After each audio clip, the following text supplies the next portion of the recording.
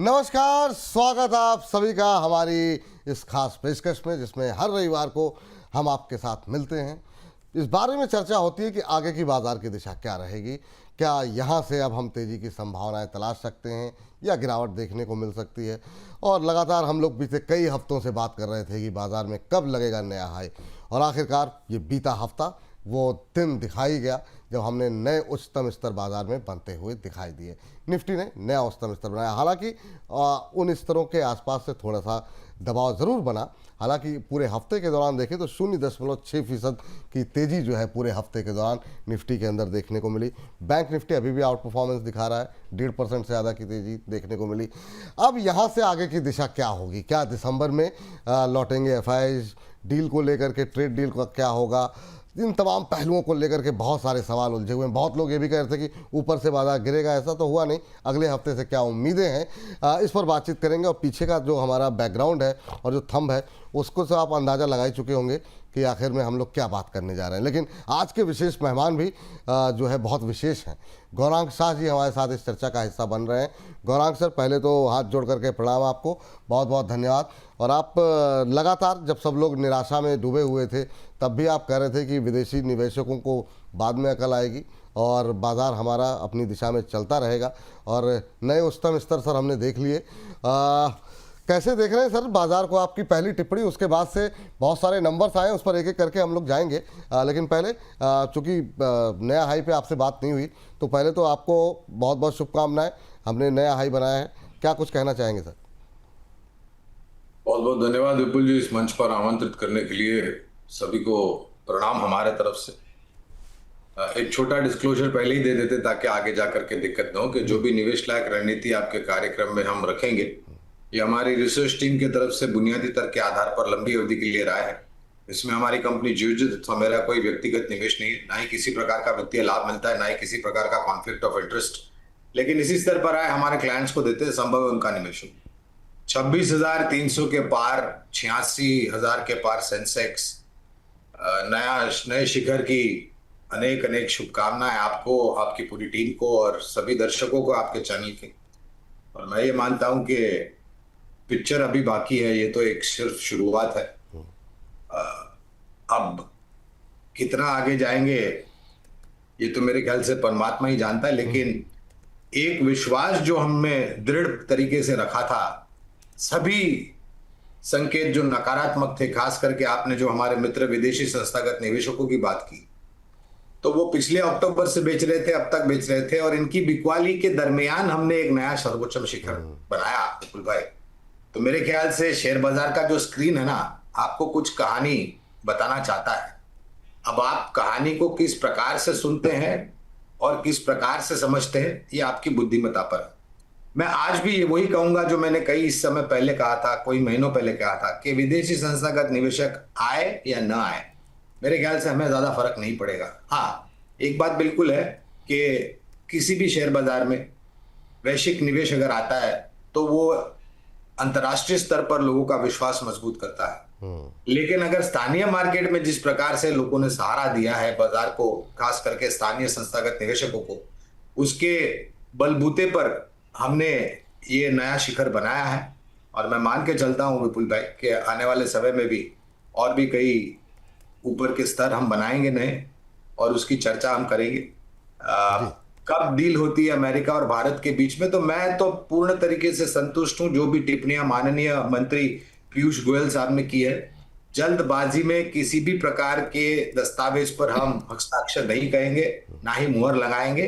दोनों देशों के हित में, दोनों देशों के नागरिक के हित में ट्रेड डील हो, यही सर्वोच्चम परे है, और मेरे ख्याल से ऐसा ही होगा। भले थोड़ा समय लगे, लेकिन ये देखिए ना विपुल भाई, इतनी तकलीफों के बीच में हमने हमारी विकास दर जो आज आई, माफ कीजिएगा शुक्रवार को आई 8.2, दूसरी तिमाही की, पहली तिमाही की 7.8। तो आप देखिए हमारी अर्थव्यवस्था कितनी मजबूत। मैं उसी पे आ रहा था सर। वो नंबर जो है शुक्रवार के नंबर ने मतलब बाजार बंद होने के बाद आए और नया उत्साह भर दिया, क्योंकि अब ये लग रहा था कि अब अगला ट्रिगर क्या हो सकता है। यहाँ से ये जरा स्क्रीन पर है और शानदार नंबर्स देखने को मिले हैं। अगर हम देखें साल दर साल कंपैरिजन करें तो 5.6 से फीसद से बढ़कर के 8.2% रही है। वहीं अगर हम Q-on-Q बेसिस पे देखें तो भी ग्रोथ अच्छी देखने को मिली है, 7.8 से बढ़ के सर ये 8.2 रही है। ज़्यादातर जो एनालिस्ट और तमाम एक अनुमान जो जारी होते हैं वो 7.3 7.4 के आसपास इशारा कर रहे थे। अनुमान से इतना बड़ा गैप जो है वो निश्चित रूप से अद्भुत है। और मतलब कैसे आप देख रहे हैं इसे, और ये क्या अब बाजार के लिए नया ट्रिगर पॉइंट होगा? हम ज़्यादातर थोड़ा सा लंबे समय के लिए आपके साथ बात करते हैं, पर क्या अगले हफ्ते के लिए बाजार को एक नया एनर्जी देने के लिए क्या ये नंबर आप इस नंबर्स को आप कैसे पढ़ पा रहे हैं सर? तो देखिए, करीबन 0.8 या 1% का मात दी है जो अनुमान था विपुल भाई, दूसरी तिमाही के विकास दर के आंकड़े अगर आप बात करें। और मैं तो ये कहूंगा कि हर एक पहलू पर अगर आप देखें तो हर एक पहलू में से, हर एक जगह में से योगदान आया है विकास दर को। और मैं तो ये मानता हूं कि एक बिल्कुल सोमवार को जब बाजार शुरू होगा तो एक मजबूत सहारा ये आंकड़े देंगे। लेकिन विपुल भाई, ये आंकड़े जो है विकास दर के, ये निरंतर होने चाहिए, एक या दो तिमाही के लिए नहीं। क्योंकि विकास दर को अगर आपको समीकरण करना है तो आपको लंबी अवधि के आंकड़े देखने मिलेंगे। और ये जो हमने 8.2 के स्तर देखे, ये मेरे ख्याल से 18 महीनों के सर्वोच्च स्तर का ये आंकड़ा आया है। और मैं बात सुन रहा था हमारे मुख्य आर्थिक सलाहकार की, नागेश्वर साहब की। उन्होंने बताया कि आने वाले समय में 7% की तो निर्णायक तरीके से विकास दर हमारी बनी रहेगी। अगर ऐसा वास्तविकता में हुआ, चलिए मैं 7% नहीं पकड़ता हूं, मैं 6% पकड़ता हूं भारत की विकास दर, तो भी कोई ऐसा देश नहीं है विपुल भाई जो हमारे से कंधे से आकर के कंधा मिलाएगा और हमारी बराबरी कर सकेगा। उस परिस्थिति में जो हमारे मित्र बंधु विदेशी संस्थागत निवेशक यहां से चले गए हैं, वो शायद अपनी रणनीति को दोबारा सोच विचार करेंगे और मन बनाएंगे फिर से वापस लौट करके आने के लिए। अब दिक्कत यह है कि दिसंबर का महीना, अमूमन दिसंबर के महीने में लोग ये सोचते हैं कि क्रिसमस की छुट्टियां, फंड मैनेजर्स छुट्टियां पे जाते हैं, सबको डिविडेंड पे आउट कर देते हैं वगैरह वगैरह। और फिर आता है नया साल जनवरी, और आता है फरवरी का महीना जो हमारे लिए बहुत महत्वपूर्ण है क्योंकि बजट की घोषणा होती है माननीय वित्त मंत्री की तरफ से। तो हमें लग रहा है कि जल्दबाजी, थोड़ा बहुत आएगा पैसा विदेशी संस्थागत निवेशकों का, लेकिन भरमार नहीं आएगी, उसको आने के लिए थोड़ा समय लगेगा। मेरे ख्याल से वो बजट का भी इंतजार करेंगे। एक चीज जो मैं हमेशा अहमियत देता हूं विपुल भाई, वो है तिमाही नतीजे। तीसरी तिमाही के नतीजे 10 जनवरी के आसपास मेरे ख्याल से घोषणा हो जाएगी, आना शुरू हो जाएगी। वो मेरे ख्याल से बाजार को दिशा जो है वो निर्णायक तरीके से, तो अगली तिमाही के नतीजे बाजार को जो है नई दिशा देंगे सर। लेकिन अभी अगर हम ये 2 क्वार्टर के नंबर देखें सर, ये मतलब एक तरीके से हम देखें तो पहली छमाही में हम ये 8% के आसपास पहुंच गए सर, 8% की ग्रोथ। ये मतलब बाकी के जो 2 क्वार्टर हैं, मतलब क्या एक्सपेक्टेशन आपकी है? और ये तो मतलब ये नंबर थोड़े से अनयूजुअल नहीं लग रहे आपको? और क्या मतलब उम्मीद करें फिर अब बाकी के छमाही से आपकी क्या एक्सपेक्टेशन है? देखिए, मैं हमेशा बहुत ही सीमित दायरे में अनुमान रखता हूं और मैं आगे बढ़ती हुई टिप्पणियां भी नहीं करता, आप तो जानते हैं विपुल भाई। तो मैं अनुमान लगा रहा हूं कि हमारा आंकड़ा जो होगा वो बेहतर ही होगा। हो सकता है हम 7, सवा 7, 7.5 या 7 और 7.5 के बीच में आंकड़ा तीसरी और चौथी तिमाही के लिए लेके आए। लेकिन उस परिस्थिति में, जैसे मैं कह रहा था आपको विपुल भाई, कि आप 7% छोड़ दीजिए, आप 6-6.5% ले लीजिए, बहुत ही कॉन्जर्वेटिव अप्रोच में बोलता हूं। उस जगह पर भी, उस स्तर पे भी कोई ऐसी अर्थव्यवस्था नहीं है पूरे विश्व भर में, चाहे वो विकसित देश हो या फिर उभरते हुए देश हो, जो हमारी बराबरी कर सके। और एक बात जो माननीय सलाहकार ने दी है, आर्थिक सलाहकार ने दी है, कि भारत में खपत को लेकर के बहुत ही बेहतरीन परिस्थिति है। और हर एक देश का फंड मैनेजर यही चाहेगा, जहां पर विकास दर है, जहां पर खपत है और जहां पर कॉर्पोरेट जगत के नतीजे निरंतर सकारात्मक आएंगे और सरकार की नीतियां भी सकारात्मक होगी। तो ये समीकरण अगर करता हूं तो मेरे ख्याल से ज्यादा मुश्किल नहीं होनी चाहिए 7-7.5 के बीच में रहने की। ठीक सर, ये काफ़ी अच्छी बात है। और इसके बाद अब अगले टॉपिक पे आते हैं, वो है सर ट्रेड डील। ऑलमोस्ट मतलब हर रोज़ ऐसा लगता है जब स्टेटमेंट सुनते हैं कि बिल्कुल अब चीज़ें ऑलमोस्ट फाइनल स्टेज पर हैं। ये आपके अनुमान, आपकी भी बहुत जगहों पे बातचीत होती है, एक्सपेक्टेशन हम करके चलें क्या कि अगला जो महीना होगा या जो ये करंट सीरीज अब शुरू हो गई है दिसंबर की, उसमें क्या ये खबर कोई आ सकती है ट्रेड डील को लेकर के? क्योंकि शेयरों में उससे जुड़ी हुई कंपनियों में हलचल काफ़ी होने लगी है, स्टेटमेंट काफ़ी आने लगी हैं। आपकी अनुमान क्या होगा? देखिए, पहले तो मैं एक चीज स्पष्ट रूप से बताना चाहता हूं आपके दर्शकों को और निवेशकों के, कोई भी अनुमानित सौदा मत कीजिए। आप हस्ताक्षर हो जाने दीजिए, मोहर लग जाने दीजिए। ट्रेड डील की क्या डिटेल्स है, शब्दावली के बीच में जो शब्द छुपे हैं उसका अर्थ क्या है, अनर्थ क्या है, ये समझ लीजिए। भले आपको थोड़ा बहुत महंगा लेने मिले, लेकिन स्पष्टीकरण आने के बाद लीजिए। देखिए, ट्रेड डील की घोषणा कभी भी हो सकती है विपुल भाई। अमेरिका के राष्ट्रपति और उनके प्रतिनिधि तो उत्साहित हैं।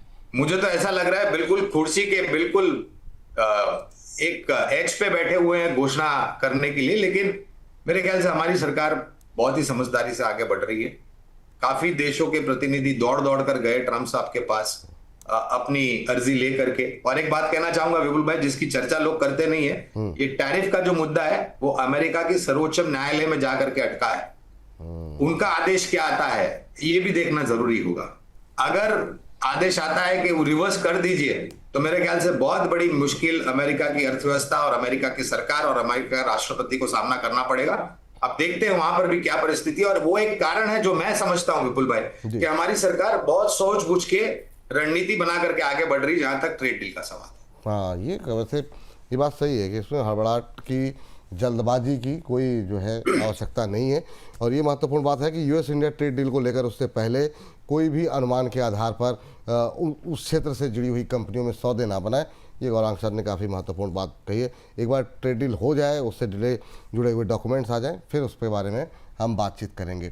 अगला बड़ा ट्रिगर बाजार के लिए है सर रेट कट। इन्फ्लेशन हम देख रहे हैं काफ़ी नीचे है, जीडीपी के नंबर काफ़ी शानदार हैं।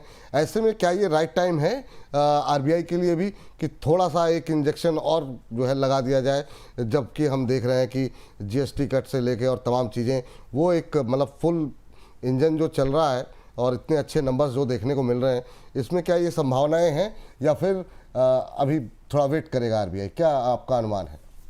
तो विपुल भाई, अगर मुझे तारीख ठीक से याद है तो 5 दिसंबर को बिल्कुल मॉनेटरी पॉलिसी कमेटी के मेंबर अपने निर्णय को गवर्नर साहब के सामने रखेंगे और गवर्नर साहब घोषणा करेंगे। 10 दिसंबर को मेरे ख्याल से यूएस फेड के ब्याज दरों की कटौती की घोषणा की उम्मीद है। मैं अमेरिका का तो मैं बात नहीं करूंगा। मेरे ख्याल से बेचारे पॉल साहब के ऊपर बेवजह दबाव डाला जा रहा है ब्याज दरें काटने के लिए राष्ट्रपति ट्रंप की तरफ से। लेकिन वो उनकी सोच और उनकी विचारधारा है। हमें हमारा देश, हमारी अर्थव्यवस्था और हमारे क्रेडिट पॉलिसी को देखना चाहिए। तो मैं ये मान के चलता हूं कि 10 महीने के निचले स्तर पर महंगाई दर, 18 महीने के सर्वोच्चम स्तर पर विकास दर, एक मुद्दा तो बनता है 25 बेसिस, कम से कम 25 बेसिस पॉइंट के रेट कट का। ज्यादा आ जाए तो आश्चर्य नहीं होगा। ये महत्वपूर्ण बात आपने कही कि आरबीआई जो है वो अपनी क्रेडिट पॉलिसी में 25 बेसिस पॉइंट की कटौती जो है वो उसकी कटौती की संभावनाएं हैं। तो ये 2-3 ऐसे ट्रिगर हो गए ना कि वो ऐसा लग रहा है कि जो बहुत लोग घबरा रहे थे कि यहाँ से बाजार क्रैश कर जाएगा या अभी बहुत सारी चिंताएं हैं, वैसी कोई चिंता दिख नहीं रही है, या फिर लोगों के मन में इतना डर है पता नहीं। लेकिन मुझे ऐसा कोई डर दिखाई नहीं दे रहा है अनटिल अनलेस कि बाहर से कोई संकट आए, वो एक अलग विषय है। तो सर अब जो है, चूँकि आज के कार्यक्रम में ऐसे समय जो है हम लोग बातचीत कर रहे हैं, थोड़ा सा समय अभाव रहेगा, तो थोड़ा सा हम लोग का फोकस, बहुत सारे दर्शक आपसे कुछ सेक्टर, कुछ शेयरों पे जरूर आपकी राय सुनना चाहते हैं।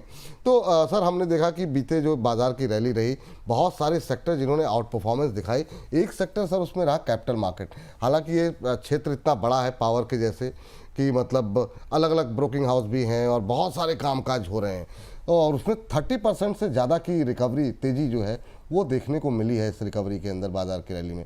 यहाँ पे आगे की संभावनाएं क्या हैं, और यहाँ पर कुछ शेयर ऐसे हैं जो आपको पसंद आ रहे हैं क्या? आपने एक बात कही इसके पहले के बाजार में कोई डर नहीं है। विपुल भाई, जब बाजार में डर नहीं होता तो मुझे डर लगता है। ओ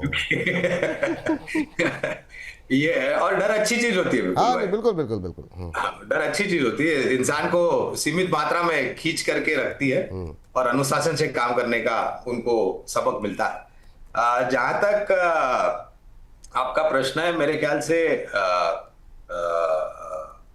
देखिए, मैं फिर से लौट करके ये कहूंगा कि क्षेत्र के आधार पर आपने कैपिटल मार्केट्स की बात की, आप देखिए कमोडिटी मार्केट का एक शेयर है, ये कोई राय नहीं दे रहा, मैं उदाहरण दे रहा हाँ, हूँ, बिल्कुल। एमसीएक्स हम से 10,000 10,000 के पार। अब ये क्यों जा रहे हैं, कैपिटल मार्केट्स के शेयर भी क्यों ऊपर जा रहे हैं, कमोडिटी मार्केट से जुड़ी हुई जो कंपनियां सक्षम है उनके शेयर ये इसलिए ऊपर जा रहे हैं क्योंकि विपुल भाई, मैं पिछले हफ्ते तमिलनाडु राज्य गया था और मैं एक हफ्ता का पूरा भ्रमण किया था मैंने वहां पर, इन्वेस्टर अवेयरनेस प्रोग्राम, यानी कि निवेशकों को जागरूक करने का अभियान। करीबन 5 या 6 आईपी हमने रखे थे, इन्वेस्टर अवेयरनेस प्रोग्राम। जी। जो मात्रा में लोग जुड़ रहे हैं आज के तारीख में, मैं बड़े शहरों की तो बात ही नहीं करता है, छोटे मझौले शहर में, खास करके टायर 2 टायर 3 सिटीज में जिस प्रकार से लोगों को जागरूकता हो रही है बाजारों को लेकर के, शेयर बाजारों को लेकर के, कमोडिटी मार्केट को लेकर के, मैं ट्रेडर्स की तो बात बिल्कुल नहीं करूंगा क्योंकि मैं सक्षम नहीं, लेकिन जो लोग मुझे आकर के प्रश्न पूछते हैं निवेश करने के लिए, तो वो जागरूकता जो हुई ना पिछले 3-5 सालों में, वो बहुत ही ऊपर की तरफ हुई है।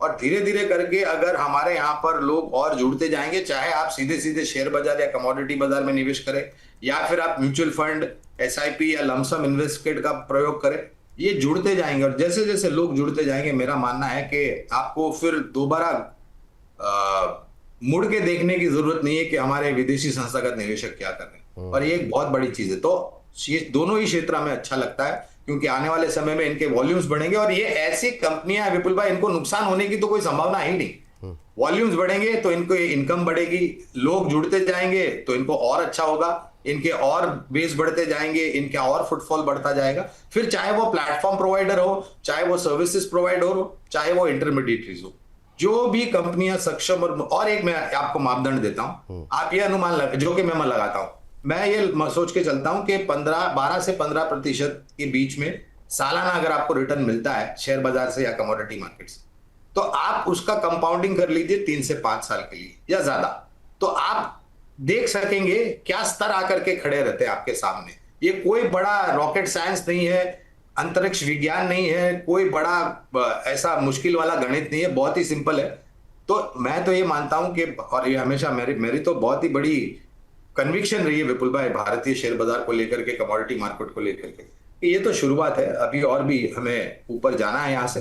हाँ, बीच बीच में थोड़े बहुत अटकलें, थोड़े बहुत स्पीड ब्रेकर्स, गतिरोधक आते जाएंगे, लेकिन हम उसको पार कर जाएंगे। कठिनाई का समय भी आएगा, लेकिन हम काफी सक्षम और मजबूत है उनको पार जाने के लिए। तो ये दोनों ही क्षेत्र, इसके साथ रक्षा क्षेत्र जो है, कैपिटल गुड्स इंजीनियरिंग क्षेत्र है, ये सभी क्षेत्र में अच्छा है। सर, ये कुछ अगर बीच बीच में नाम लेते रहें तो हमारे दर्शकों के चेहरे की मुस्कुराहट वीकेंड पे बढ़ जाएगी।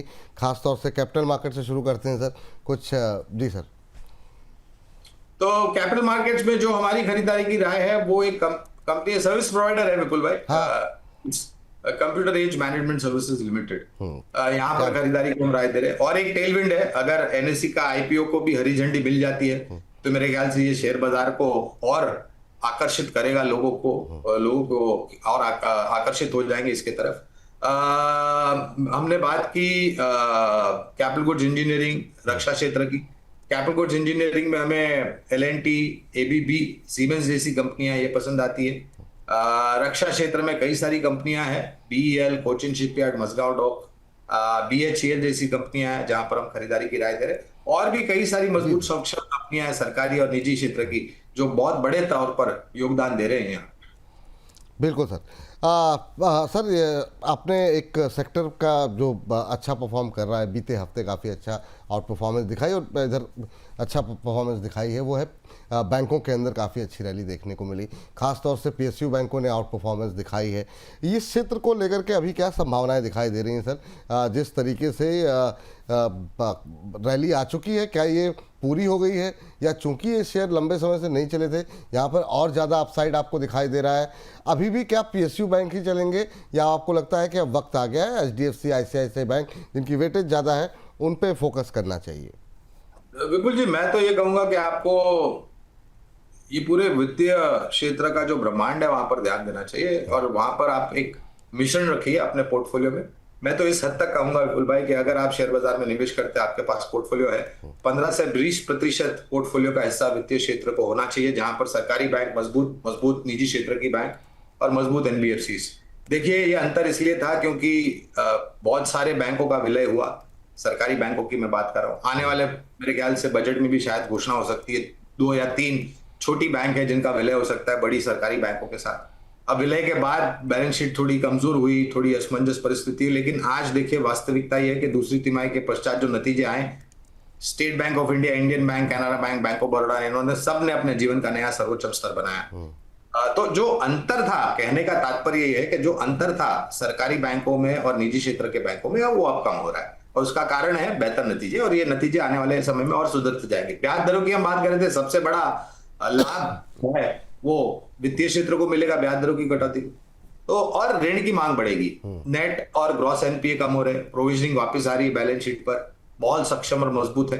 और हमारी आकांक्षा क्या है? हमारी आकांक्षा है कि भारत एक सबसे बड़ा उत्पादन क्षमता वाला देश बने, भारत नेक्स्ट $1 ट्रिलियन इकोनॉमी बने, 5वें से 4थे स्तर पर आए पूरे विश्व भर में उभरते हुए बाजारों की जहां पर बात है, भारत वहां पर आकर के खड़ा है, 4th largest economy in the world जिसे हम कहते हैं।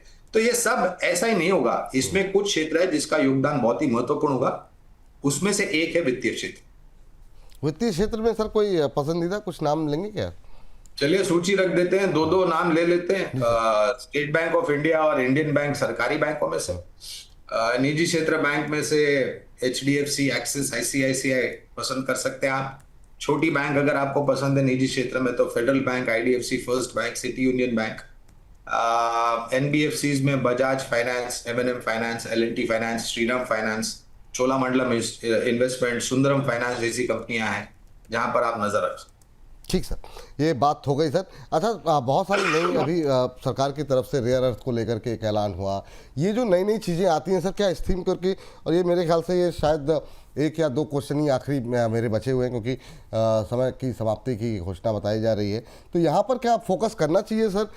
जैसे अब मॉस्चिप बीच में काफ़ी चर्चा में आया था सेमीकंडक्टर को लेकर के, अभी जो है जिस तरीके से रेयर अर्थ का जिक्र हो रहा है, इस तरफ भी क्या थोड़ा थोड़ा फोकस रखना चाहिए या अवॉइड करना चाहिए?